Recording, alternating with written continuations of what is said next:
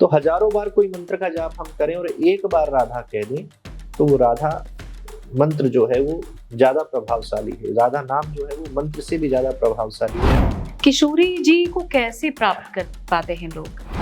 समर्पण भाव हो, प्रेम भाव हो, निस्वार्थ भाव हो, ऐसा भाव रखने वाला ही किशोरी जी के परम पद को प्राप्त कर सकता है। तो महाराज जी, अब प्रेम की हम बात कर रहे थे। प्रेम से एक जुड़ा एक महिला ने प्रश्न किया था प्रेमानंद जी महाराज से कि आजकल के बच्चे लोग शादी में नहीं रुक पा रहे हैं, टिक क्यों नहीं रहे रिश्ते। तो प्रेमानंद जी के जवाब के बाद से मीडिया जगत से लेकर हर जगह ये प्रश्न उठने लग गया क्या वाकई में 100 में से मात्र 4 महिलाएं ही पवित्र हैं? क्या ये सोच सही थी या फिर ये जवाब उनका सही था? आप इसे कैसे देखते हैं? मैं पूरी तरह इस बात का खंडन करता हूँ और एक संत होकर किसी स्त्री और महिला को हम ऐसे नहीं देख सकते इस दृष्टिकोण से। श्री कृष्ण की पूजा के लिए क्या बाकी में वैष्णव भाव रखना चाहिए? जैसे लोग कहते हैं कि प्याज लहसुन नहीं खाना चाहिए। ये कहाँ पर लिखा है कि अगर आप पूजा नहीं करते हैं तो आप मांसाहार खा सकते हैं, पूजा नहीं कर सकते हैं तो आप शराब पी सकते हैं। प्रेमानंद जी से किसी ने प्रश्न पूछा था कि प्याज लहसुन क्या हम जरूरी है कि छोड़ दें भगवान कृष्ण की भक्ति के लिए? तो उन्होंने कहा था कि गृहस्थ में है तो आप खा सकते हैं, बहुत ज्यादा अगर साधु वेश में आ गए हैं, साधु भाव में आ गए तो छोड़ना चाहिए।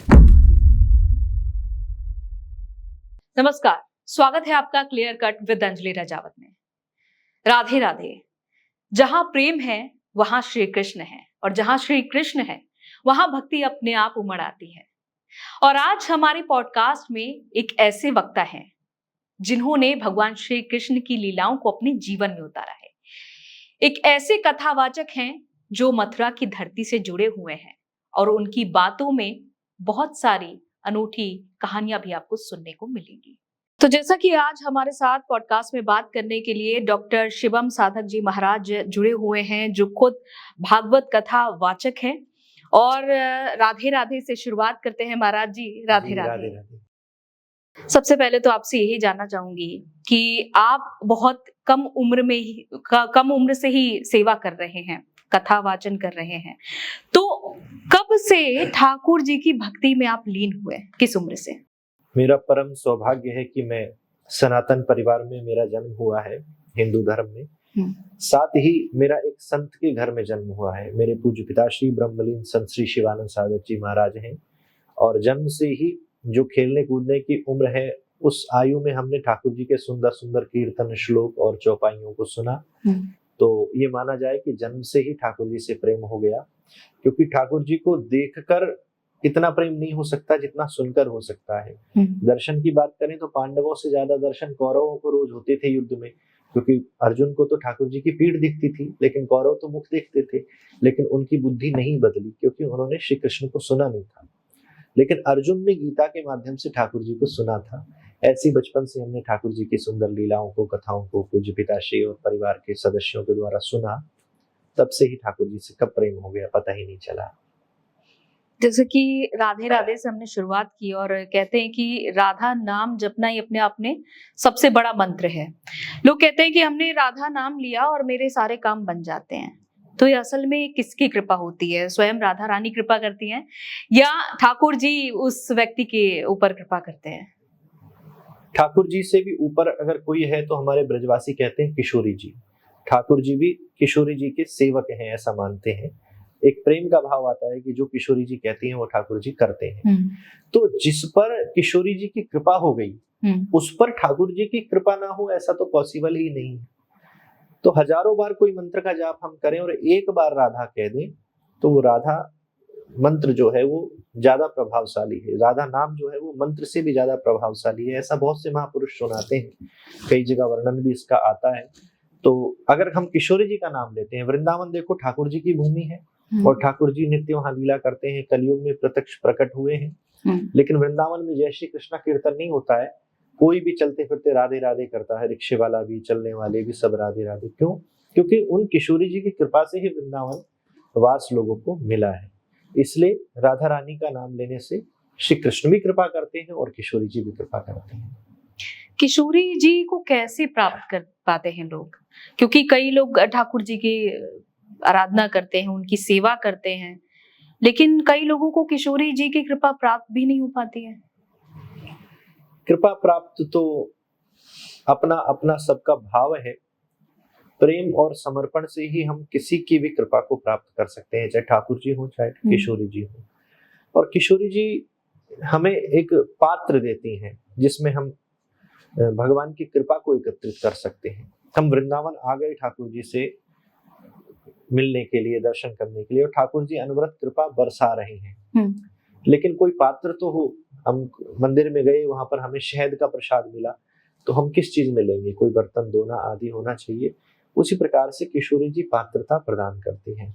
तो किशोरी जी के श्री चरणों में हमारा प्रेम का भाव रहे और प्रत्येक प्राणी को हम प्रेम की दृष्टि से देखें।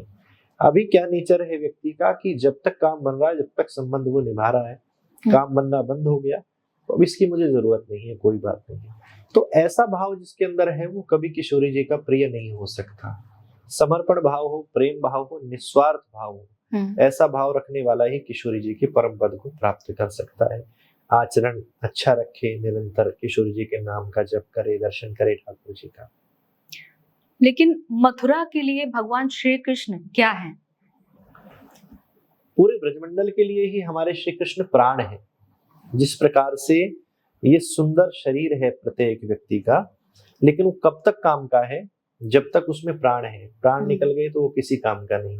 तो हमारे वृंदावन और मथुरा और पूरे ब्रजमंडल का जो गौरव है, जो प्राण है, वो श्री कृष्ण है। हम तो इसी दृष्टि से देखते हैं, संत यही कहते हैं कि वृंदावन के प्राण जो है वो ठाकुर जी हैं। अगर ये नहीं होते तो ये इतना स्वादिष्ट, इतना रसीला, इतना आनंददायक नहीं होता। पूरी देश में, पूरी दुनिया में बहुत सी ऐसी जगह है, लेकिन वृंदावन, मथुरा का और ब्रजमंडल का अलग अनुभव क्यों है?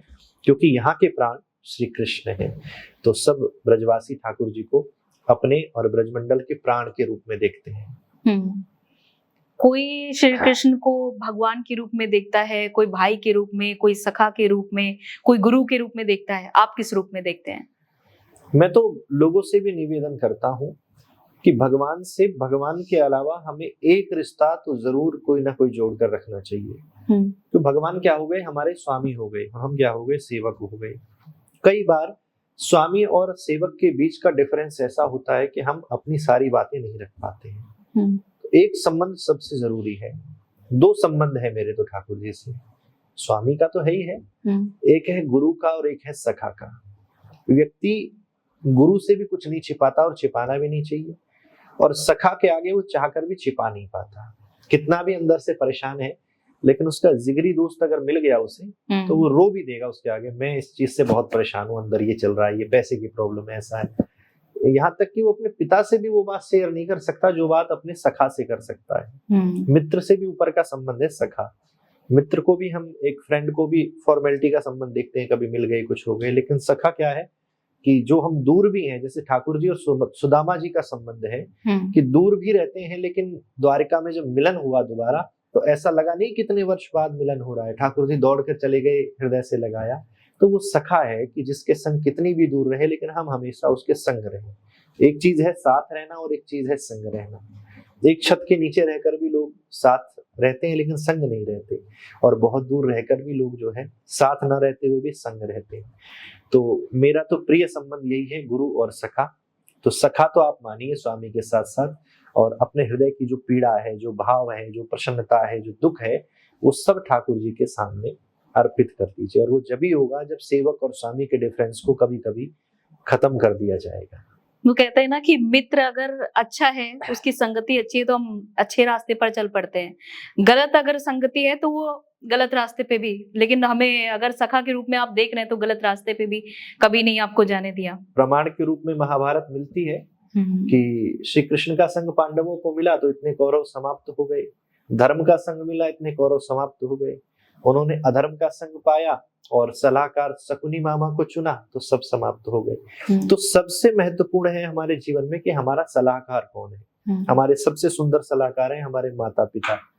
कोई भी हमें निर्णय लेना हो, उनसे चर्चा हम करें, वह नहीं सक्षम है या इस दुनिया में नहीं है, तो सबसे सुंदर सलाहकार हैं श्री कृष्ण। उन्होंने सलाह अर्जुन को दी तो वो अर्जुन देखो कितना सुंदर उसका परिणाम हुआ। तो हम सबको भी अपने जीवन के सलाहकार श्री कृष्ण को बना लेना चाहिए, तो जीवन की सारी विपदा उसी समय समाप्त हो जाती है। संघ का प्रभाव तो बहुत रहता है। एक संघ के प्रभाव से बड़े बड़े लोहे के जो पार्ट हैं वो जहाज और नाव में तैरते हैं, और बिना संघ के छोटी सी कील भी जो है वो डूब जाती है। तो अच्छे लोगों का संग करेंगे तो निश्चित ही भगवान का प्रेम हमें मिलेगा। कैसे मिलता है भगवान का प्रेम? भगवान श्री कृष्ण की पूजा के लिए क्या बाकी में वैष्णव भाव रखना चाहिए? जैसे लोग कहते हैं कि प्याज लहसुन नहीं खाना चाहिए। भक्ति नहीं भी करनी है तो भी नहीं खाना चाहिए, मेरा तो ये कहने का तात्पर्य है।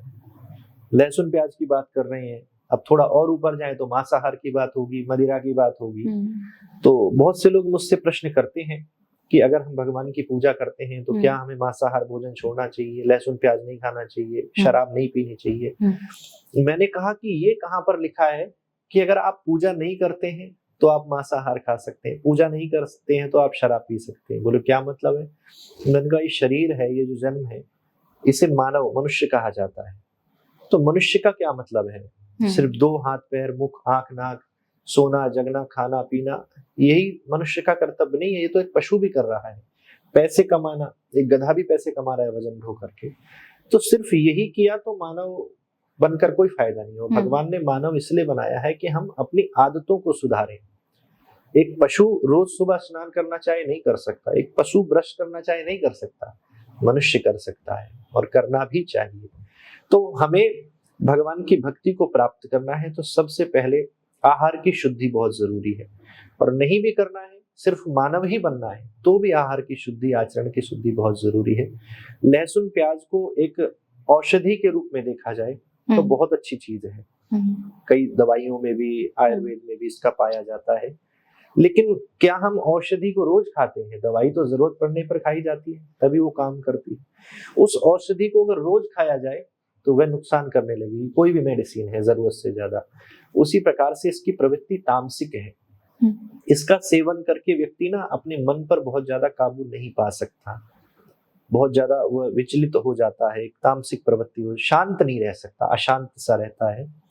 तो इसलिए ये सब त्याज्य है, ये सब प्राप्त भोजन हमें नहीं करना चाहिए। जैसे कि एक बार प्रेमानंद जी से किसी ने प्रश्न पूछा था कि प्याज लहसुन क्या हम जरूरी है कि छोड़ दें भगवान कृष्ण की भक्ति के लिए? तो उन्होंने कहा था कि गृहस्थ में है तो आप खा सकते हैं, बहुत ज्यादा अगर साधु वेश में आ गए हैं, साधु भाव में आ गए तो छोड़ना चाहिए है। मैंने भी सुना था, उन्होंने ये कहा था कि अगर घर के बाकी सदस्य खाते हैं, मजबूरी में आपका प्रसाद अलग नहीं बन सकता है, तो आप अगर अलग व्यवस्था करेंगे तो घर में युद्ध हो जाएगा, और हम सब गृहस्थ धर्म में हैं। तो पहला धर्म है कि हमारे द्वारा हमारे गृहस्थ में अशांति ना हो, किसी प्रकार का युद्ध ना हो जाए। ऐसी परिस्थिति में खा सकते हैं। लेकिन हम सोचे कि गृहस्थ में है तो महाराज जी का कहने का मतलब है कि सभी गृहस्थों को खाना चाहिए, नहीं। अगर हो सके तो आप अपने घर वालों को ढाल सकते हैं समझाकर, तो धीरे धीरे उनको भी आप कहिए। कितने ऐसे परिवार मैंने देखे कि एक व्यक्ति वैष्णव के मार्ग पर चला और घर के सारे सदस्यों ने लहसुन प्याज छोड़ दिया। हमारे वृंदावन के जितने भी बड़े रेस्टोरेंट हैं उसमें अनियन गार्लिक का यूज नहीं होता है। तो महाराज श्री का कहने का मतलब ये था कि अगर बाकी लोग सपोर्ट नहीं करते हैं तो मजबूरी में आपको आपत्तिकाल मर्यादा नास्ते खा सकते हैं, लेकिन प्रयास तो करना चाहिए कि सभी छोड़ दें। और हो सके अगर हम मैनेज खाली कर पाए तो हम ही कर लें, नहीं कर सकते तो फिर तो कोई ऑप्शन ही नहीं है। कृष्ण की बात कर रहे हैं, और वृंदावन में अगर कोई जाए, कोई व्यक्ति, तो कहाँ कहाँ जाना जरूरी है कि भगवान के बारे में हम जान सकें? पूरे 84 कोस के ब्रजमंडल में कोई स्थान ऐसा नहीं है कि जहां पर जाना जरूरी ना हो। हर जगह की अलग स्थिति है, हर जगह की अलग अनुभव है। भारत और भारत से बाहर आप गए होंगे तो हिमाचल का अलग महत्व है, उत्तराखंड का अलग महत्व है, केरला जाएं तो वहां का अलग महत्व है। कहाँ जरूरी है कहाँ नहीं ये बात अलग है। लेकिन सबसे पहले ब्रजमंडल में जाएं तो यमुना जी हमें जरूर जाना चाहिए।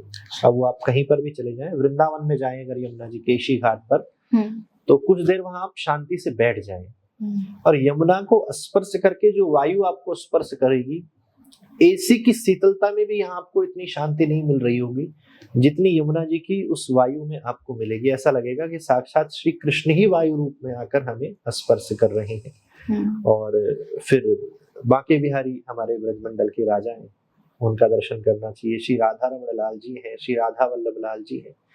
कुछ ऐसे स्थान हैं जैसे श्री राधा बावड़ी है, वो एक दिव्य स्थान है, तटिया स्थान है जहाँ पर कलयुग का प्रवेश आज तक नहीं हुआ। बिजली वहाँ आज भी लाइट नहीं है वहाँ पर, बिल्कुल जैसा होना चाहिए सात्विक द्वापर जैसा या सतयुग जैसा, ऐसा वातावरण है। संत भजन करते हैं, उस स्थान का हमें दर्शन जरूर करना चाहिए जो निज वृंदावन है। वृंदावन के भी दो स्वरूप हैं, एक असली वृंदावन है और एक आधुनिक वृंदावन है। आधुनिक वृंदावन कई कई हजार करोड़ के मंदिर आश्रम बन गए हैं, बड़ी बड़ी इमारतें बन गई हैं, सब चीजें, ये सब चीजें तो आपको अपनी मेट्रो सिटीज में भी मिल जाएंगी। वृंदावन देखने से ज्यादा अनुभव करने का विषय है। अगर एक मानव बुद्धि से आप देखेंगे, छोटे छोटे रास्ते, गलियों में गंदगी, सुविधाओं का अभाव, कहीं रोड बन रही है, कहीं कुछ हो रहा है, कहीं कुछ हो रहा है, लेकिन जब आप महसूस करेंगे, अनुभव करेंगे, तो आपको एक अलग शांति प्राप्त होगी। और वो कब प्राप्त होगी? जब आप सिर्फ शरीर से नहीं, शरीर के साथ साथ मन से भी वृंदावन जाएंगे। कहते हैं लोग कि वृंदावन वही आते हैं जिन्हें किशोरी जी बुलाती हैं, लेकिन लाखों की संख्या में भक्त जा रहे हैं, लाइन लगी हुई है मंदिरों में, जाम लगा हुआ है, तो क्या सबको किशोरी जी बुला रही है? नहीं। जो हृदय से गया है उसे किशोरी जी ने बुलाया है। जो सिर्फ शरीर से गया है, जो सिर्फ रील बनाने गया है, स्टेटस लगाने गया है, उसे किशोरी जी ने नहीं बुलाया। वो तो एक पर्यटक के भाव से, टूरिस्ट के भाव से गया है। तो हमें यमुना जी का, कृष्ण वैष्णवों का, संतों का दर्शन जरूर करना चाहिए। तटीय स्थान का दर्शन करना चाहिए, बांके बिहारी लाल का दर्शन करना चाहिए। तटीय स्थान के बारे में बहुत सुना है, उनके बारे में कुछ बताइएगा। भगवान श्री बांके बिहारी लाल के जो भी सेवक हैं, हरिदास संप्रदाय के संत वहां पर विराजते हैं, और ऐसी मान्यता है कि कलयुग का प्रवेश नहीं हुआ है। अब हम कहीं भी जाएं कि हर जगह हमें कलयुग का प्रवेश मिलता है, लेकिन तटीय स्थान पर कलयुग प्रवेश नहीं कर सकता। उन संतों के भजन का ऐसा प्रताप है, ये ठाकुर जी की कृपा ही कह लें। इसलिए आज भी कोई आधुनिक सुविधा वहां पर नहीं है, कोई भी आधुनिक सुविधा, कोई सुविधा नहीं है। आप जाकर दर्शन करें, लाइट तक नहीं है, दीपक से ही रोशनी होती है, बिल्कुल रज है, नीचे एकदम कच्चा है, और मकान भी वहां पर कच्चे मिट्टी के ही बने हुए हैं। बिल्कुल, ये अद्भुत है अपने आप में। तो वृंदावन में जाएं तो हमें तटीय स्थान का दर्शन जो है वो जरूर जरूर करना चाहिए। आपने थोड़ी देर पहले जिक्र किया था कि यमुना को अगर स्पर्श किया तो साक्षात भगवान श्री कृष्ण की कृपा प्राप्त होती है, उनकी छाया लगती है। यमुना का क्या महत्व है आखिर वृंदावन के लिए? क्योंकि गोकुल में जैसे ही श्री कृष्ण जन्माष्टमी की शुरुआत से पहले ही वो अपने उफान पर होती है, उनके दर्शन करने के लिए आती हैं, चरण स्पर्श के लिए आती हैं, क्या महत्व है? ये कथा हमने सबने सुनी होगी कि जब जेल में जन्म लिया और ठाकुर जी जन्माष्टमी पर प्रस्थान कर रहे हैं मथुरा के लिए, वसुदेव जी शीश पर ले जा रहे हैं, तो वसुदेव जी यहाँ तक डूब गए हैं, तो ठाकुर जी ने चरण को बाहर निकाला और यमुना जी ने स्पर्श किया और उफान शांत हो गया। तो अब भी जन्माष्टमी करीब आ रही है, तो आप देखें कि जन्माष्टमी के करीब यमुना जी ऐसे उफान लेंगी गोकुल में कि मानो वैष्णव और भक्त और संत तो इस दृष्टि से देखते हैं कि यमुना जी जन्माष्टमी पर ठाकुर जी के चरण को स्पर्श करने जा रहे हैं। साथ ही भगवान की पटरानी भी है, कालिंदी श्री यमुना महारानी, भगवान श्री कृष्ण की पत्नी भी है, और अपना स्वरूप और अपना नाम भी ठाकुर जी ने दिया है, श्याम सुंदर श्री यमुना महारानी जिनको कहा जाता है। लेकिन कई लोग देखते हैं कि जल बड़ा गंदा है, ऐसा है, हम स्पर्श नहीं करेंगे, आचमन नहीं करेंगे। जिसको यमुना जी से प्रेम नहीं है उसको श्री कृष्ण कभी प्रेम नहीं कर सकते। इसलिए हमें यमुना जी के तट पर बैठकर आचमन करना चाहिए, स्नान करना चाहिए, उसके बाद श्री कृष्ण का दर्शन करना चाहिए।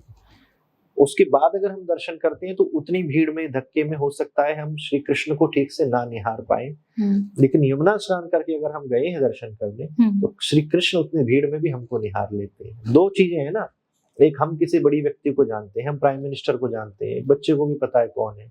प्राइम मिनिस्टर किसको जानते हैं, ये है बड़ी बात ना, हमको जानते हैं या नहीं जानते। इसीलिए श्री कृष्ण को सब जानते हैं, लेकिन महत्वपूर्ण ये है कि श्री कृष्ण किसको जानते हैं।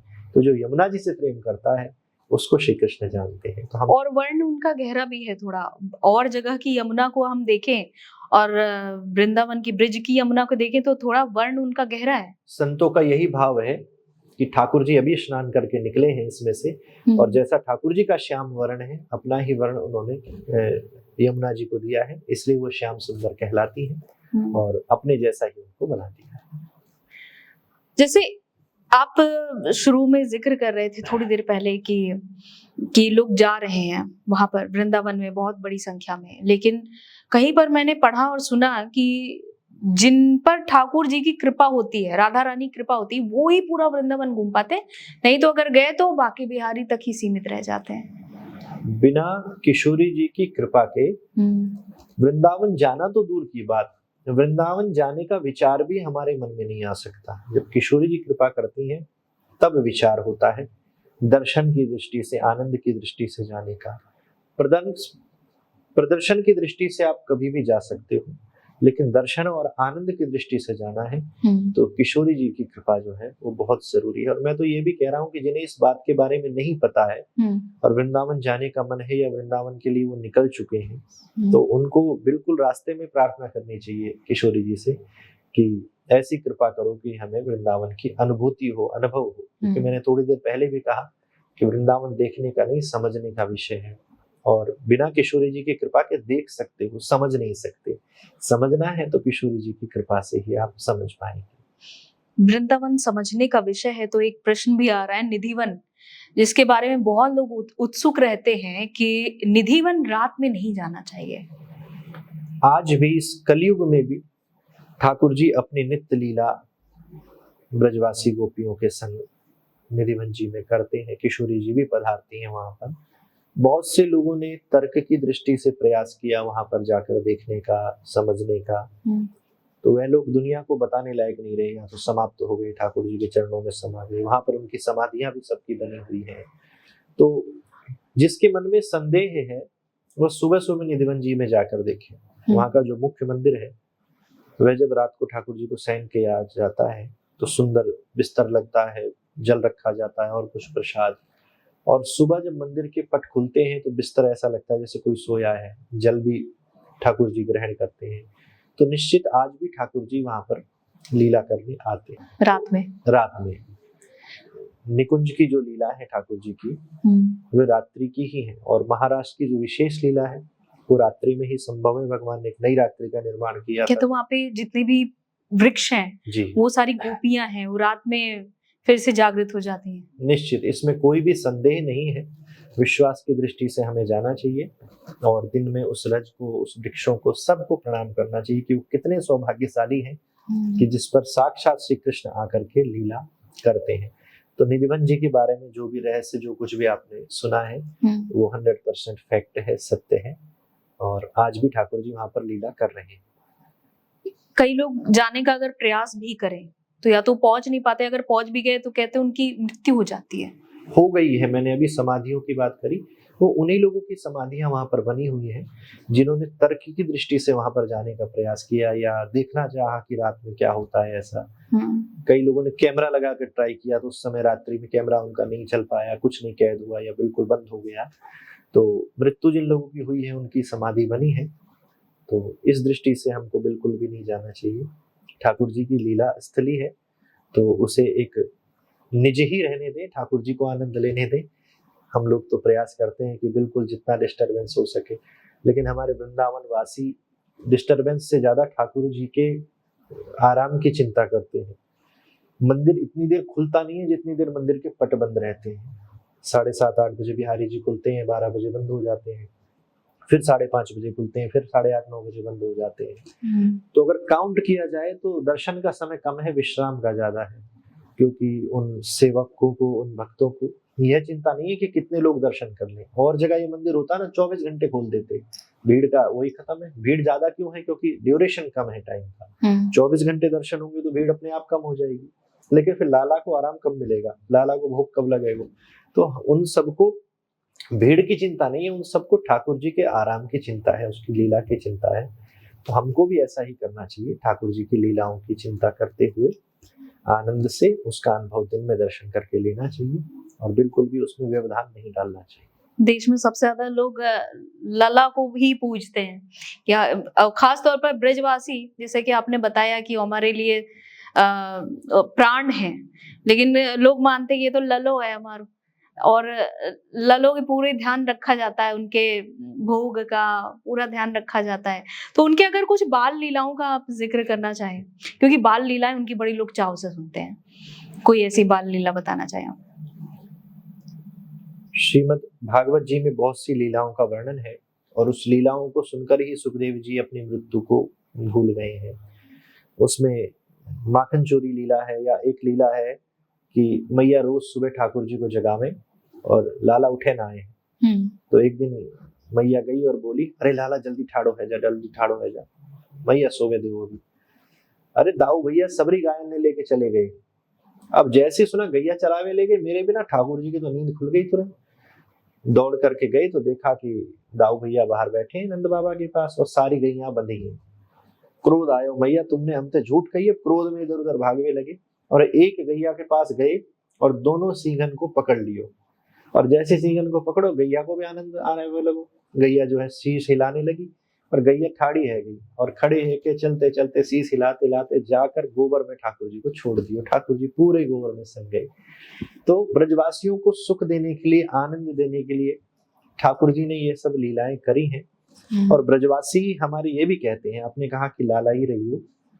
बार बार जब अनुभव होता है किसी माध्यम से, श्री गिरिराज पूजन के समय भी ठाकुर जी के स्वरूप का ही दर्शन गिरिराज जी में हुआ, या माँ यशोदा ने मुख में सब कुछ देख लिया, पूरे ब्रह्मांड का दर्शन ठाकुर जी के मुख में हो गया, लेकिन ठाकुर जी ने तुरंत माया के प्रभाव से वो भूल जाए माँ, वो याद ना रहे कि मुख में क्या देखा है। ऐसा क्यों? क्योंकि ब्रजवासियों का यही भाव है कि तू कभी भगवान मत बनियो, लाला ही रही हो। क्यों लाला रही हो? बालक आईएएस बन जाए, डॉक्टर बन जाए, इंजीनियर बन जाए, सीएम बन जाए, लेकिन माँ के लिए तो वो लाला ही रहता है। तो या हमारे लाला के प्रति जो प्रेम रहे ना, वो स्वामी के प्रति, भगवान के प्रति ना होवे। तो इसलिए लाला का भाव हमारे ब्रजवासी रखते हैं। और ठाकुर जी का नाम है आनंद कंद।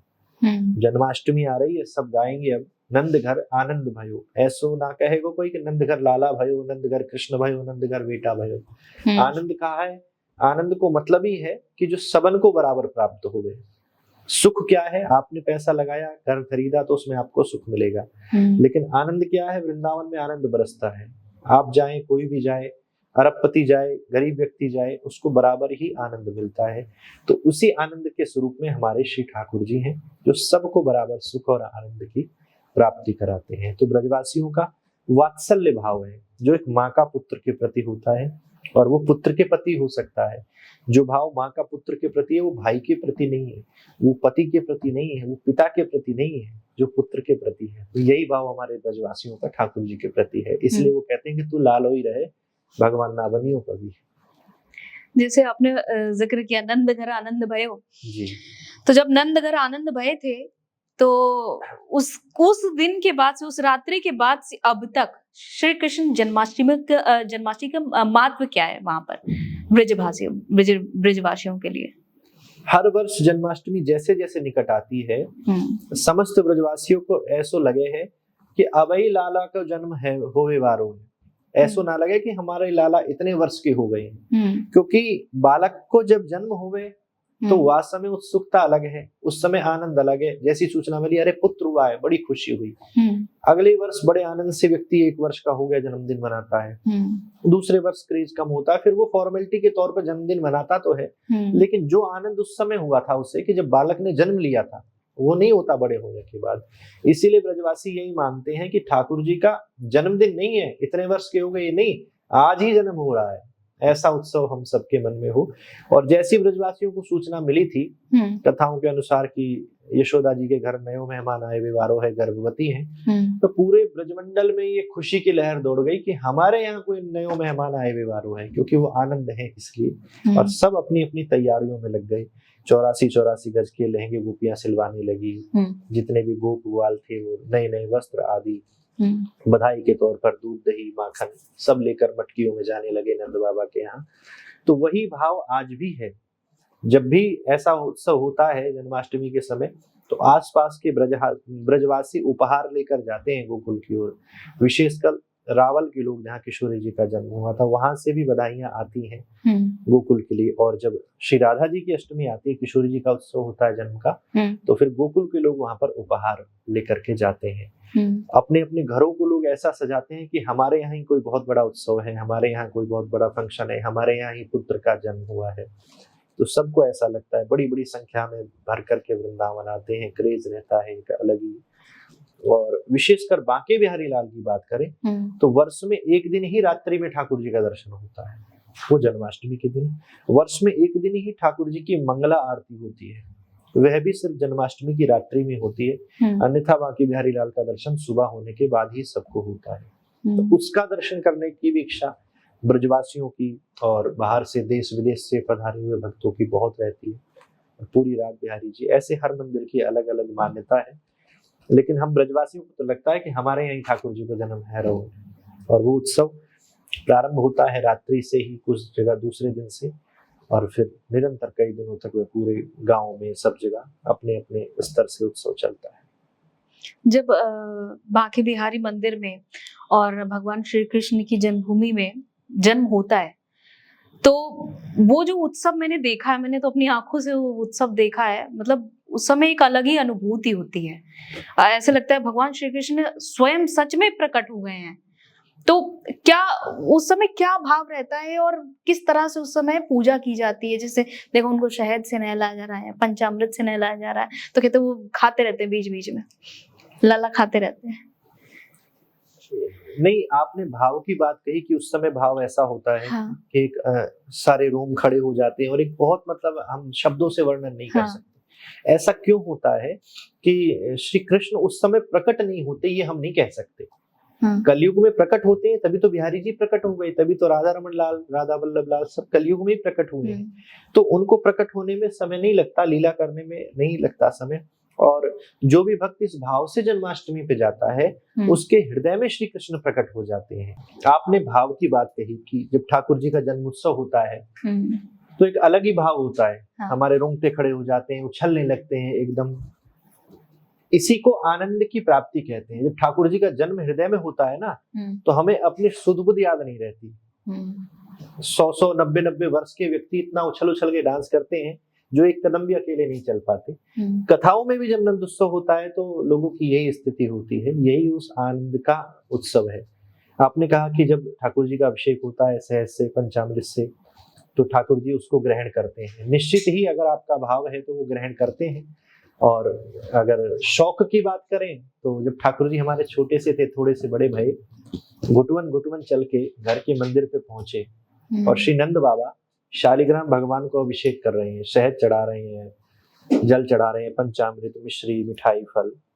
तो ठाकुर जी के मुख में पानी आ रहे हो कि थोड़ो सो शहद मिल जाए, थोड़ी सी दही मिल जाए खाने को। तो नंद बाबा ने, देखो अरे लाला, बाहर ही रही हो, तेने स्नान ना की हो तो मंदिर में ना आ सके अभी। और नंद बाबा ने भगवान को स्नान आदि सब कराकर श्रृंगार करके ध्यान में बैठ गए। ठाकुर जी धीरे से अंदर आ गए। शहद की डब्बी को पकड़ना चाहा तो हाथ नहीं पहुंचा, छोटे पड़ गए, ऊपर रख दिया नंद बाबा ने। दूध दही कुछ नहीं मिला, अब कहाँ करें, मुख में पानी आ रहे हुए। तो विचार किया कि ये जो भगवान है, इन्हीं पर तो चढ़ाया है सब चीजें, अगर इनको ही लेकर चूस लिया जाए तो सारे स्वाद एक साथ मिल सके हैं, शहद को भी, दूध दही सब। तो ठाकुर जी ने वह शालिग्राम भगवान लिए और मुख में रख लिए, और टॉफी की तरह उनको वे चूसने लगे। इतने में नंद बाबा की आंख खुली तो देखा जिनका हम ध्यान कर रहे हैं वो भगवान ही सामने नहीं है। तो लाला की ओर देखा, तो लाला से पूछा, भाई भगवान कहाँ गए? बोले हमको नहीं पता। फिर पूछा, फिर ध्यान से देखा तो एक साइड का गाल जो है बाहर को है, फूला हुआ। तूने मुख में रख लियो? और ना निकाल, एक गुलचा दूंगो। और जैसी धमकायो, ठाकुर जी ने तुरंत भगवान को प्रकट किया। यशोदा जी को बुलाया, डांट लगाई, देखो कहा करो। फिर मंदिर की सफाई करी, चौका आदि लगाया।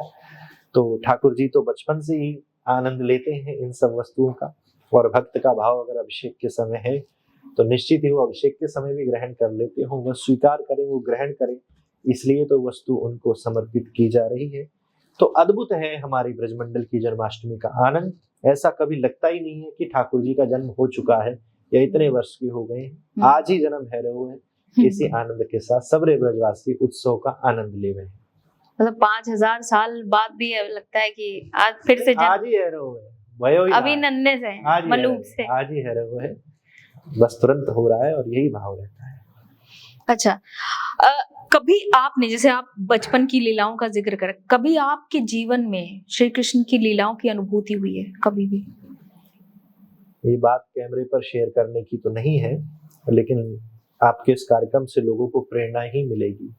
अगर हम दृढ़ विश्वास रखते हैं, कभी कभी हम अपने श्री ठाकुर जी को शयन कराना अगर भूल जाएं, अपने ऐसा तो होता नहीं पर हो जाता है, मानव है, गलती होती है, और वो बैठे रह जाएं और हम शयन कर लें, तो निश्चित ही मध्य रात्रि में 1-2 बजे कुछ ना कुछ ऐसा होगा, आंख खुल जाना नहीं, कुछ ना कुछ बड़ा होगा, धमाका या कुछ ना कुछ स्वप्न या घबरा जाना या कोई आ गया, कुछ ना कुछ लीला ऐसी होगी। तो पहले तो नहीं समझ में आता था, फिर 2-4 बार जब ऐसा हुआ तो हमने अनुभव किया कि 2 बजे ऐसा क्यों हो गया, ऐसा क्या हुआ था, कौन धमा चौकड़ी मचा रहा है, तो देखा कि भैया हम तो लाला को सुलाना ही भूल गए। अब बालक घर को जगतो रहेगा रात में तो धमा चौकड़ी तो मचाएगा ही। तो कई बार अनुभव किया कि ठाकुर जी को जिस दिन नहीं शयन कराया तो उन्होंने अर्धरात्रि में हमें जगा दिया है। दूसरा, श्री राधा रमण लाल जी को दर्शन करने में निरंतर जाता हूँ, और घर से जब निकले हमारी बिटिया, हम धर्मपत्नी माता जी, तो स्मरण करते हैं, सब सोचते हैं कि ठाकुर जी ने आज क्या पहना होगा, और अमूमन ऐसा होता है कि जब हम मंदिर पहुंचते हैं तो ठाकुर जी ने उसी कलर के वस्त्र जो है धारण करे होते हैं। तो ये ऐसा नहीं है कि जो ठाकुर जी ने पहना वही हमने गैस किया, नहीं, जो हमने गैस किया था उन्होंने वही पहना। क्यों पहना? कि हमको सुख मिले, हमको अच्छा लगे।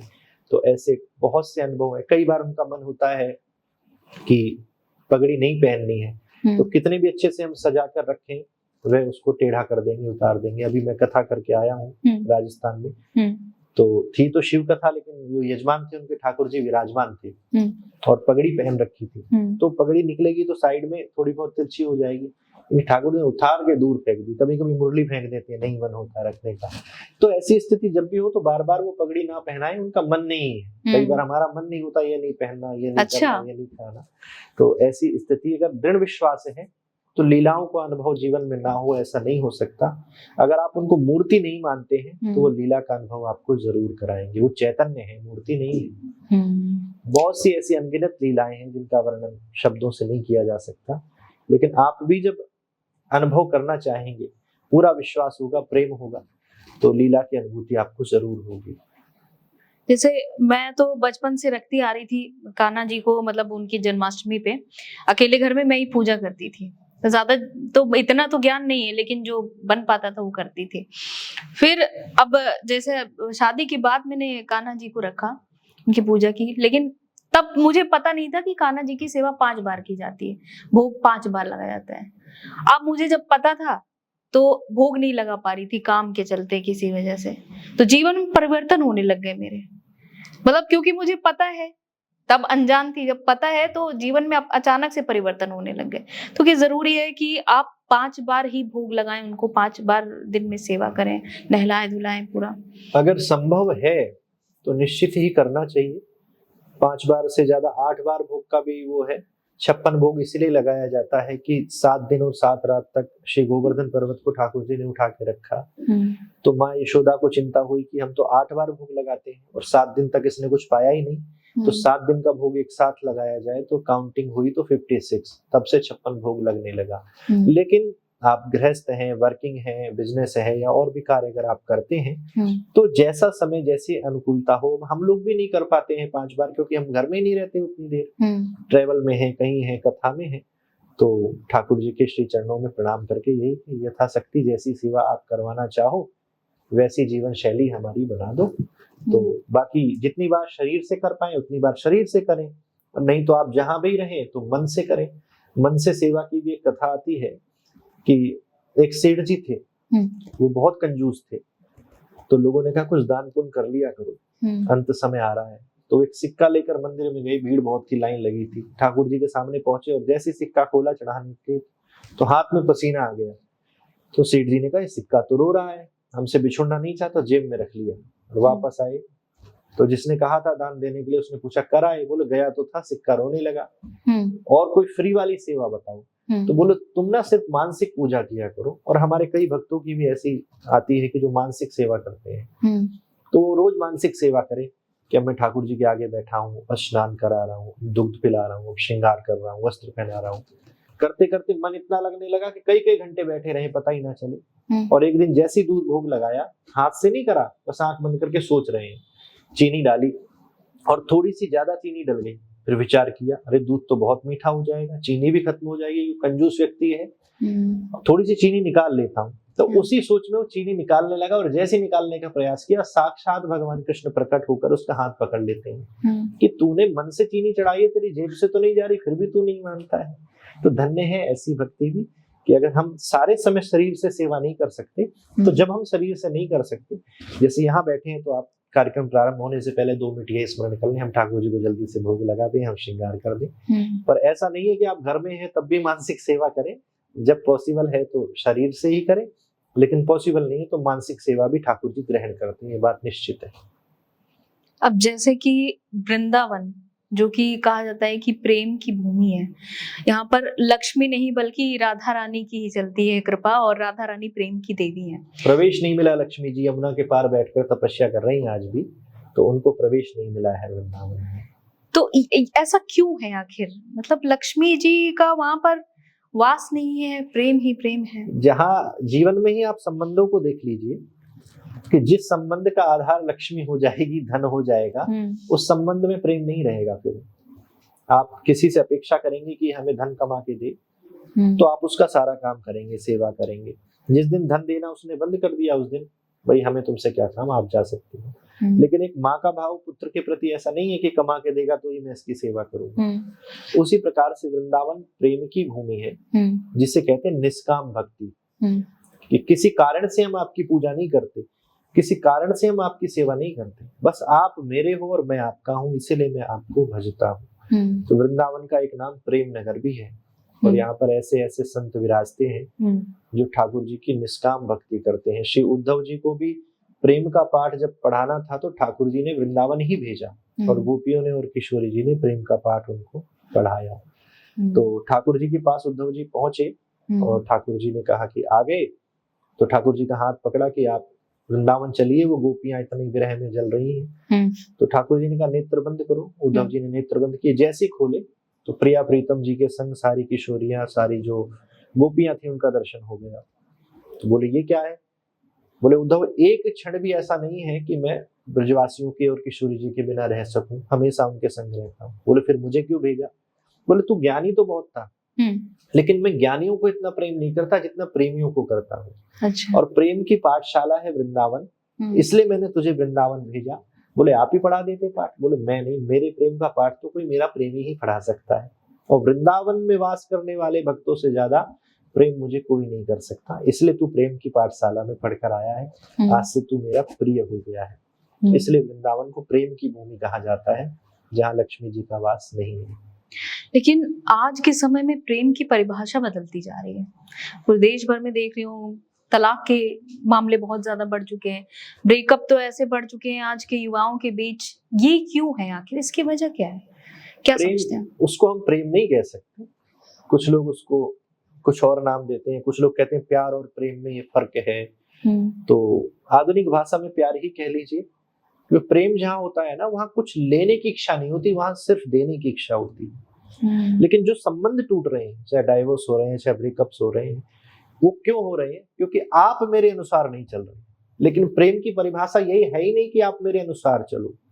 आप मेरे सारे काम कर रहे हो तो मैं आपके साथ रहूं, मेरी सारी बात आप नहीं मान रहे तो मैं आपके साथ ना रहूं। इसको प्रेम नहीं कहते। प्रेम का मतलब है कि आप मेरे अनुसार चलो या ना चलो, मैं आपके अनुसार चलूं। ठाकुर जी गोपियों को, ब्रजवासियों को छोड़कर मथुरा गए, तो ब्रजवासी गोपी रोज रुदन करते रहे।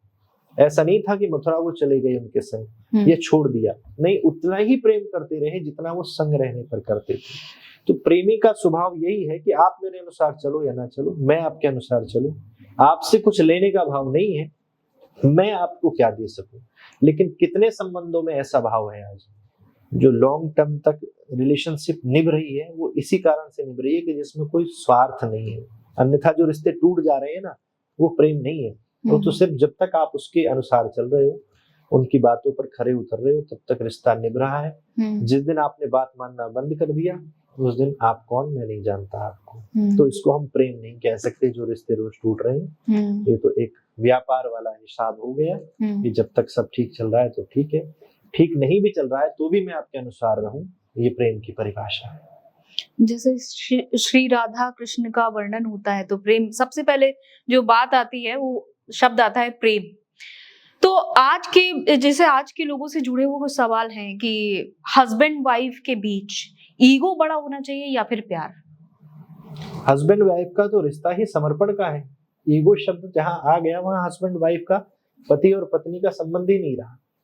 पति पत्नी का, लोग कहते हैं कि सिर्फ स्त्री को ही समर्पण नहीं, पुरुष को भी समर्पण करना चाहिए, एक दूसरे का सम्मान करना चाहिए। अब आप अगर एक दूसरे का सम्मान करते हैं तो ईगो कहाँ से बीच में आएगी? नहीं आ सकती। और अगर ईगो आ गई, तुमने हमारी बात को नहीं माना, या मैं बड़ा हूं, मैं श्रेष्ठ हूं, तुमने ऐसा नहीं किया, तो फिर वो समर्पण का संबंध नहीं रह गया। तो पति पत्नी का संबंध है समर्पण का और प्रेम का। और प्रेम की परिभाषा है त्याग। और जहाँ त्याग का भाव है वहां उससे सुंदर कोई रिश्ता है नहीं, कि हमें कितना कष्ट हो जाए तुमको सुख मिले। इस भाव से अगर पति पत्नी रहते हैं ना, तो उनकी कभी लड़ाइयां नहीं होगी। लेकिन लड़ाई किस बात की है? तुमने ये काम समय पे नहीं किया, तुम मुझे घुमाने नहीं ले गए, तुम ऐसा नहीं। अब हो सकता है वो व्यक्ति ऑफिस से बहुत परेशान होकर आया हो, बॉस ने उसको डांट लगाई हो, क्या आर्थिक तंगी हो, कैसी स्थिति हो, तो उस समय एक हमें अच्छे मित्र की तरह अपने जीवन साथी के संग रहना चाहिए। लेकिन हम तो कुछ और ही सोचकर बैठे होते हैं। तो उसकी मानसिक स्थिति क्या है हमारे जीवन साथी की, चाहे पत्नी है चाहे पति। तो एक सबसे महत्वपूर्ण रोल है मित्रता का। पति पत्नी के रिश्ते को लंबे समय तक आनंद से निभाने के लिए मित्रवत व्यवहार भी बहुत जरूरी है। पति पत्नी अच्छा संबंध है, लेकिन और अच्छा हो जाएगा जब एक दूसरे के वह दोस्त बन जाएंगे, मित्र बन जाएंगे। बाहर और दोस्तों को नहीं ढूंढना पड़ेगा ज्यादा। तो समर्पण का भाव रखे कि आपको हम कैसे प्रश्न रख सकते हैं। ईगो का तो कोई विषय ही नहीं है। जहाँ ईगो है वहां प्रेम कभी नहीं हो सकता।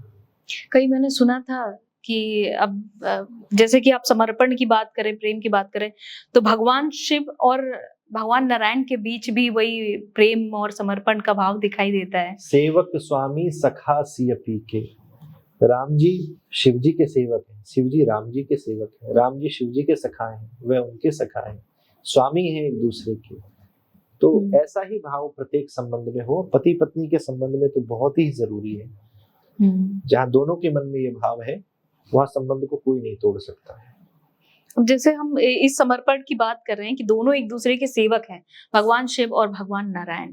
कहते हैं कि जो भगवान शिव का भक्त होता है, अगर उसे पता करना है कि उसकी भक्ति मतलब उसने भक्ति प्राप्त कर ली भगवान शिव की, तो उसे अपने आप भगवान कृष्ण और भगवान नारायण का ध्यान आने लगता है। ऐसा सच है क्या? भगवान शिव जब बहुत बहुत बहुत प्रसन्न होते हैं तो श्री राम कृष्ण की भक्ति हमको प्रदान करते हैं। भगवान शिव के भी निज ठाकुर हैं श्री राधा वल्लभ लाल। तो अगर आप शिव जी के उपासक हैं, मैं भी शैव संप्रदाय से हूँ, भगवान शिव का ही उपासक हूँ, लेकिन मैं वृंदावन में रहता हूँ, भगवान कृष्ण की कथाएं भी कहता हूँ, तो इसका मतलब ये नहीं है कि हम शिव जी से प्रेम नहीं करते। लेकिन जब हम राम जी से, कृष्ण जी से प्रेम करते हैं तो शिव जी बड़े प्रसन्न होते हैं। समझदार व्यक्ति वो नहीं है जिसका आप सम्मान करो और वो खुश हो जाए। समझदार व्यक्ति वो है कि उनसे श्रेष्ठ व्यक्ति का सम्मान हो, आपके पति का कहीं सम्मान हो तो आपको बहुत प्रसन्नता होगी। लेकिन मूर्ख लोग सोचते हैं कि मेरा सम्मान हो, सामने वाले का हो या ना हो। तो शिव जी ये कहते हैं कि जो व्यक्ति राम जी की पूजा करता है, श्री कृष्ण जी का सम्मान करता है, उनकी कथा सुनाता है, तो वह मेरा बहुत प्रिय होता है। तो ये बहुत ऊपर की स्टेज है कि जब शिव जी बहुत बहुत बहुत प्रसन्न होते हैं, तब वे हमको किशोरी जी और ठाकुर जी की सेवा और पूजा का प्रसाद देते हैं। तो ये प्रसाद कैसे प्राप्त होता है? ये प्रसाद आपने प्राप्त कर लिया है? अब तो वृंदावन का वास मिल रहा है, तो इससे श्रेष्ठ और क्या होगा। ठाकुर जी का दर्शन मिल रहा है। श्री हरिराम व्यास जी बहुत विद्वान थे, अनेक ब्राह्मणों को शास्त्रार्थ में वो रुला देते थे। तो भगवान शिव से भेंट हुई काशी में, ब्राह्मण के रूप में शिव जी आए। और उन्होंने यही कहा कि विद्या का स्वभाव क्या है, स्वरूप क्या है। तो हरिराम व्यास जी कुछ नहीं बोले विद्या ददाति विनयम, विनम्र होना चाहिए विद्वान व्यक्ति को, लेकिन आप तो इतने लोगों को रुलाते हो, तो क्या करना चाहिए। बोले आप वृंदावन का प्रचार करिए, वृंदावन की महिमा गाइए। और वृंदावन वृंदावन उन्होंने गाया तो साक्षात ठाकुर जी नहीं, किशोरी जी और ठाकुर जी दोनों जुगल किशोर जी को प्रकट कर दिया श्री हरिराम व्यास जी ने। तो ऐसे ही श्री भगवान शंकर की कृपा हम पर बरस रही है, जो हमें वृंदावन में वास मिल रहा है। शिव जी की कृपा से श्री राधा रमण लाल जी को दर्शन मिल रहे हुए, तो यही भाव रखना चाहिए। और भगवान नारायण स्वयं कहते हैं रामायण में, शिव द्रोही मम दास कहावा, सोनर मोहि सपने नहीं भावा। जब नारद जी ने शिव जी की बात नहीं मानी और कृष्ण भगवान हरि के पास गए और कहा कि मैंने काम और क्रोध को जीत लिया है, उसके बाद में जब अपना मुख भगवान ने नहीं दिया, बंदर का मुख लगाया, उसके बाद की ये लीला है कि भगवान शंकर से द्रोह करने वाला मेरी दिन रात भी पूजा करे तो वो मेरा कभी प्रिय नहीं हो सकता। इसलिए हरि हर एक है दोनों, न ये कम है न वो कम है, ऐसा भाव रखें। न भगवान शिव छोटे हैं, न कृष्ण छोटे हैं, न राम छोटे हैं। सबके प्रति श्रद्धा रहे, लेकिन इष्ट एक ही हो, जो हमारे गुरु के इष्ट है वही हमारे इष्ट होने चाहिए। ऐसा भाव रहे, जीवन की नैया किनारे लग जाएगी। तो महाराज जी, अब प्रेम की हम बात कर रहे थे, प्रेम से एक जुड़ा एक महिला ने प्रश्न किया था प्रेमानंद जी महाराज से कि आजकल के बच्चे लोग शादी में नहीं रुक पा रहे हैं, टिक क्यों नहीं रहे रिश्ते। तो प्रेमानंद जी के जवाब के बाद से मीडिया जगत से लेकर हर जगह ये प्रश्न उठने लग गया, क्या वाकई में 100 में से मात्र 4 महिलाएं ही पवित्र हैं? क्या ये सोच सही थी या फिर ये जवाब उनका सही था? आप इसे कैसे देखते हैं? मैं पूरी तरह इस बात का खंडन करता हूँ, और एक संत होकर किसी स्त्री और महिला को हम ऐसे नहीं देख सकते। इस दृष्टिकोण से कौन सा पैरामीटर या कौन सी ऐसी हमारे पास पासबुक है जिसमें हम सही और गलत का संख्या तय कर देंगे 100 में से 4 या 5? तो ये पूरी तरह गलत है, ऐसी सोच महिलाओं के प्रति। अच्छा, एक बात मैं बीच में टोकना चाहूंगी, क्योंकि जो लोग कमेंट करके अभी ये भी टोकना शुरू कर देंगे कि उन्होंने तो महिला पुरुष दोनों के लिए कहा था, तो महिला पुरुष दोनों का हम यहाँ पर जिक्र कर लेते हैं, क्योंकि जैसा कि उन्होंने खुद कहा था। ये बात उन्होंने अच्छी कही कि पुरुषों को भी कहा, नहीं प्राय लोग स्त्रियों को ही निशाना बनाते हैं, पुरुषों को नहीं कहते। लेकिन दोनों के विषय में अगर कहा जाए तो ऐसा नहीं कह सकते कि 100 में से 4 या 5 लोग ही पवित्र होते हैं। बुरे लोगों की कमी नहीं है तो अच्छे लोगों की भी कमी नहीं है। तो ऐसे दृष्टिकोण से एक संख्या में बांध देना या किसी को स्पष्ट कह देना एक संत को अच्छा नहीं लगता, शोभा नहीं लगता। तो वैसे महाराज श्री बहुत लोगों को निर्देश दे रहे हैं, बहुत लोगों का जीवन बदल गया है, लेकिन ऐसे मेरे हिसाब से तो कहना उचित नहीं है। हाँ, जैसा कि उन्होंने कहा कि अब 4 लोगों के साथ होके आ चुके हैं, तो फिर कहाँ उनका प्रेम जागेगा किसी एक के प्रति? ये बात हम किस सबूत के साथ कह सकते हैं? क्या कोई प्रमाण है हमारे पास ऐसा कि 100 लोगों से हम मिले और हमने काउंट किया कि 95 लोग इसमें से खराब ही हैं? कोई ऐसा मीटर नहीं है, तो आप ऐसे नहीं कह सकते। हम तो सबको ही अच्छी दृष्टि से देखें, और जैसी दृष्टि वैसी ही सृष्टि है। तो बिल्कुल मैं इस बात का पुनः खंडन करता हूँ कि महाराज श्री को ऐसा नहीं कहना चाहिए था। कोई भी व्यक्ति कैसे पता करे कि उसे किसकी भक्ति करनी है, किसको अपना इष्ट बनाना है? सबसे पहले तो आपका प्रेम किसके प्रति ज्यादा है। बचपन से ही पता चल जाता है बालक को देखकर कि राम जी के प्रति ज्यादा आकर्षित है या श्री कृष्ण के प्रति या शिव जी के प्रति ज्यादा उसका प्रेम है। दूसरा, गुरु। जीवन में गुरु का बड़ा महत्व है। पुराणों की बात करें तो हमारे आध्यात्मिक जीवन की शुरुआत ही उस दिन होती है जिस दिन हम गुरु दीक्षा लेते हैं। उस दिन हमारा एक नया जन्म हो जाता है। तो गुरु कौन है? जिसके सामने जाते ही ना एकदम आपको शांति मिले, आप जानते ही समझ जाओगे हाँ कुछ तो अलग है। कुछ लोग क्या कहते हैं, लोगों को पकड़ के लाते हैं, इनसे दीक्षा ले लो। नहीं, गुरु शिष्य का संबंध ही नहीं है। पहले आप एकदम समझ लीजिए उसको, और उनकी वाणी हमें अच्छी लगे, उनकी बात सुनकर विश्राम मिले हृदय को, और उनकी बात सुनकर ठाकुर जी के श्री चरणों में प्रेम बढ़े हमारा। ऐसा व्यक्ति जब सामने आए तो कभी भी जब मन को स्थिरता मिले तो समझ जाना चाहिए हमारे गुरु हैं, हमें दीक्षा लेनी चाहिए। और गुरु के जो इष्ट हैं वही आपके इष्ट कहलाएंगे जिस दिन आप दीक्षा ले लेंगे। इन कुछ बातों का ध्यान हमें जरूर रखना चाहिए। जैसे आपने कहा कि बचपन से ही पता चल जाता है, जैसे मैं खुद अपना एक्सपीरियंस बताऊं तो भगवान शिव की मैं बचपन से ही, मतलब मेरे ख्याल से मैं 6-7 साल की थी या फिर उससे भी छोटी, तभी से पहचानने लग गई थी, तभी से पूजा करनी उनकी शुरू कर दी थी। और आज तक मतलब भाव ये मन में रहता है कि कहाँ दिख जाए भगवान भोलेनाथ। तो ऐसे करते करते कभी भगवान कृष्ण की तरफ भी रुझान जाने लगता है, जिनकी मतलब सेवा मैं उतनी तो नहीं कर पाती हूँ, उस लायक तो नहीं हूँ, लेकिन थोड़ी बहुत कर पाती हूँ। तो क्या भगवान शिव ही इष्ट मान लूं? हाँ बिल्कुल, अगर शुरुआत से आप शिव जी की आराधना कर रही हैं और उसके बाद भगवान श्री कृष्ण की ओर गई हैं, तो निश्चित ही शिव जी ने आपको उस ओर मोड़ा है। तो भगवान शिव को आप अपने आराध्य देव मान सकती हैं और आप इष्ट के रूप में भी पूजन कर सकते हैं। मान लीजिए कोई शाक्त संप्रदाय से है, माता की पूजा करता है, तो उनके लिए मतलब वो उनका मान लीजिए रुझान उधर भी जा रहा है, क्योंकि कहते हैं कि दोनों भाई बहन है, भगवान नारायण और माता को गणेश जी उनको मामा श्री कहते थे। तो क्या ऐसा भी संभव है कि जो माता की आराधना करता है उन्हें भी भगवान नारायण की भक्ति प्राप्त हो सकती है? निश्चित, कहीं से भी जाएं, मार्ग अलग अलग है लेकिन मंजिल सबकी एक ही है। हाँ। मंजिल क्या है कि 84 लाख योनियों से मुक्ति पाना और भगवान के निज धाम में वास करना। अब भगवान कृष्ण के उपासक ये मानते हैं कि हमें गोलोक धाम मिले, भगवान हरि के उपासक मानते हैं हमें वैकुंठ मिले, और शिव जी के उपासक मानते हैं शिवलोक मिले, माँ के उपासक मानते हैं कि माँ का धाम मिले। तो निश्चित ही किसी की भी आराधना करी जाए, रिजल्ट एक ही निकलना है कि मुक्ति, और मुक्ति के लिए ही हम करते हैं, तो निश्चित उनको भी मुक्ति मिलेगी जो शाक्त संप्रदाय से माँ की सेवा में तत्पर है, क्योंकि माँ भी साक्षात शक्ति है। शक्ति के बिना ही शिव अधूरे हैं, शक्ति के बिना कृष्ण अधूरे हैं, तो इसलिए माँ की कृपा से भी सब कुछ संभव है। जाते जाते एक आखिरी सवाल आपसे ये, क्योंकि जन्माष्टमी बहुत ही करीब है और सभी लोग ये पॉडकास्ट देखेंगे, तो जन्माष्टमी की शुरुआत कैसे करें, किस भाव से करनी चाहिए, और क्या कोई विशेष मंत्रोच्चारण से लला की पूजा की शुरुआत करनी चाहिए, और क्या क्या अभिषेक के लिए जो भी मान लीजिए कुछ लोग हैं उनके पास इतना उपलब्ध नहीं है, तो क्या क्या होना चाहिए अभिषेक के लिए? सबसे पहले सुबह उठ के स्नान करें और घर के मंदिर में बैठें, व्रत का संकल्प लें, हाथ में जल लेकर के व्रत प्रारंभ करें। रही बात पूजन सामग्री की, तो बहुत ज्यादा नहीं, दूध, दही, घी, शहद, पंचामृत, पुष्प, फल, मीठा, ये सब एकत्रित आप कर लें।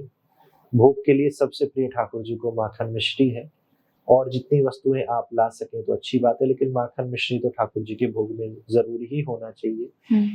ये तो हो गई वस्तु और तैयारी घर के मंदिर की और घर की सजावट। सिर्फ मंदिर की नहीं, पूरे घर को सजाइए, लाला पधार रहे हैं, उत्सव का विषय है। लेकिन उससे भी ज्यादा जरूरी है हमारे हृदय के अंदर की सजावट। जैसे हम मंदिर को सजा रहे हैं, उससे ज्यादा हम अपने हृदय को सजाएं, और ऐसा लगे कि हमारे यहाँ कोई उत्सव है। और उत्सव किसे कहते हैं? जिसको करते समय उत्साह हो, एक्साइटमेंट, प्रसन्नता। तो पूरे उत्साह से सब कुछ करिए।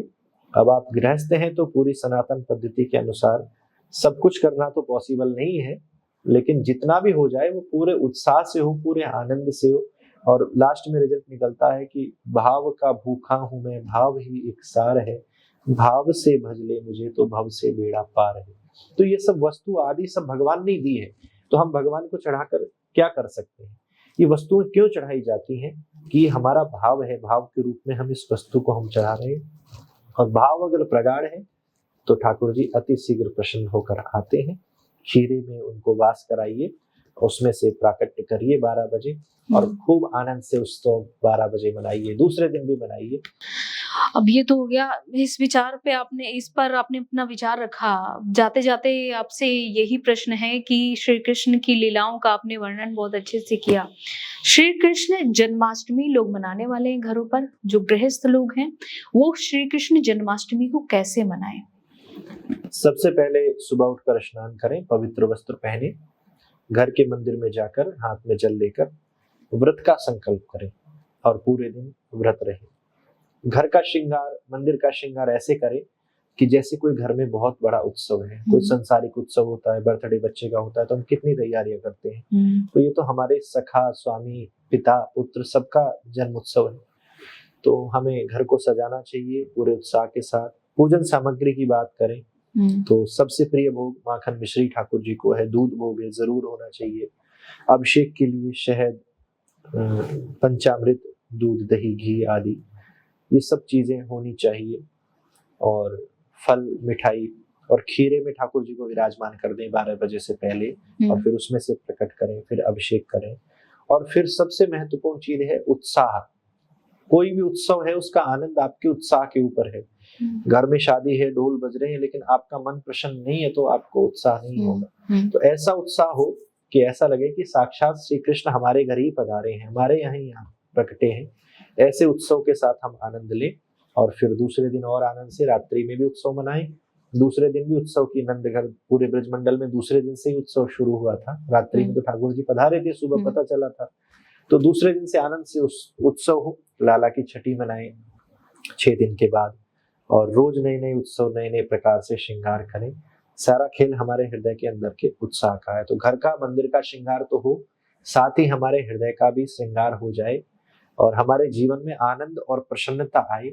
यही जन्माष्टमी। जैसे कि आप बता रहे थे, उनके जैसे कुछ लोग सक्षम नहीं है सब कुछ इतने भोग लगाने में, तो क्या क्या भोग के लिए और उनके अभिषेक के लिए क्या क्या होना चाहिए? वैसे तो हमने सूक्ष्म से सूक्ष्म वस्तु बताई है, इसमें कोई क्वांटिटी नहीं है कि कितनी मात्रा में हो। 100 लीटर भी कम है और 2 बूंद भी काफी है। अगर भाव मतलब से दूध, घी, शहद, दूध, दही, घी, शहद, मिठाई, फल और माखन मिश्री। बहुत कुछ नहीं कर सकते तो माखन मिश्री आदि है, जो भी आप कर सकते हैं वो आप यथाशक्ति कीजिए। लेकिन सबसे महत्वपूर्ण है, जिसके लिए सब सक्षम है, वो है भाव। भाव का भूखा हूं मैं, भाव ही एक सार है, भाव से भजले मुझे तो भव से बेड़ा पार है। लाखों करोड़ों की वस्तु चढ़ा दो, लेकिन भाव नहीं हो तो कोई फायदा नहीं। भाव था, विदुरानी ने सिर्फ केले के छिलके खिला दिए। भाव था तो सबरी ने जूठे वीर खिला दिए। भाव नहीं था तो दुर्योधन 56 भोग नहीं खिला पाए। तो सबसे महत्वपूर्ण चीज है भीतर का भाव कैसा है। भाव प्रगाढ़ हो। ये वस्तुएं इसलिए चढ़ाई जाती हैं, ठाकुर जी ने ये वस्तुएं हमें दी तो हम यही उनको चढ़ाएं तो क्या फायदा। लेकिन क्यों चढ़ाते हैं अलग अलग नई नई वस्तु, कि ये हमारा भाव है कि हम आपका श्रृंगार करें, हम आपका अभिषेक करें, हम आपका भोग लगाएं। तो इस प्रकार से भाव प्रगाढ़ हो, स्वयं को ही चढ़ा दो, ऐसा भाव हो तो ही जन्माष्टमी की सफलता हमको प्राप्त होगी। बहुत बहुत धन्यवाद महाराज जी, जैसा कि आप हमारे पॉडकास्ट में आए और आपने समय दिया और श्री कृष्ण की बाल लीलाओं से लेकर बहुत सारी आपने अच्छी बातें की हैं। तो हम यही उम्मीद करते हैं कि हमारा ये पॉडकास्ट आपको पसंद आया होगा। अगर आपके कोई भी सवाल हैं तो आप कमेंट सेक्शन में शेयर कर सकते हैं और इस वीडियो को ज्यादा से ज्यादा शेयर करिए, सब्सक्राइब करिए इस चैनल को और लाइक करिए। धन्यवाद। राधे राधे।